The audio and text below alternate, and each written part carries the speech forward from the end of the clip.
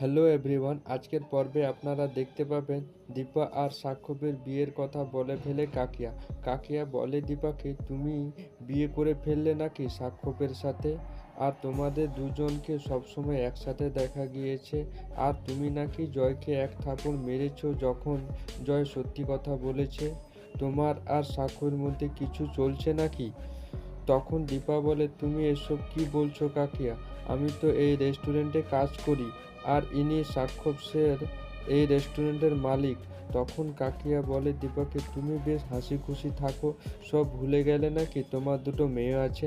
তখন দীপা বলে, কাকিয়া তাহলে তুমি আমাকে হাসি খুশি দেখতে চাও না? তখন কাকিয়া বলে, কেন দেখতে চাইবো না? আমি তোর হাসি খুশি মুখ সারা জীবন দেখতে চাই দীপা। তারপর দীপা কাকিয়াকে জড়িয়ে ধরে। আর তার আগে চ্যানেলটাতে নতুন হয়ে থাকলে অবশ্যই একটা লাইক দিয়ে চ্যানেলটাকে সাবস্ক্রাইব করে নেবেন।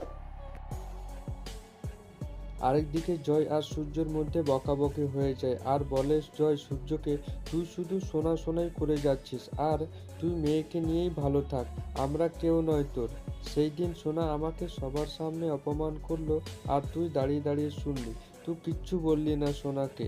আর তোর পয়সা আমি নেব না, আজ থেকে তোর সাথে কোনো সম্পর্ক নেই দাদাই, আমি আসছি।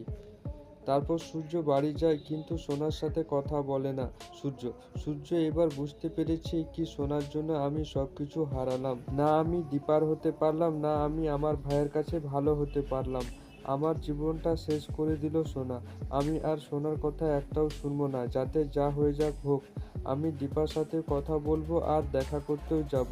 আর সোনাকে বলবো তার কাকার সাথে ক্ষমা চাইতে হবে।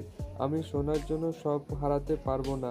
আমি নিজের ঘর হারালাম, দীপাকে হারালাম, রূপাকে হারালাম, জয়কে হারালাম, আমি গোটা পরিবার হারালাম সোনার জন্য। কিন্তু আর নয় সোনা, আমি যা বলবো সেটাই শুনতে হবে সোনাকে। এটাই আমার লাস্ট ডিসিশন সোনা। এবার তোর বাবা তোকে যা বলবে সেটাই শুনতে হবে সোনা। আর আপনারা যদি এরকম চান তাহলে অবশ্যই কমেন্টে জানান।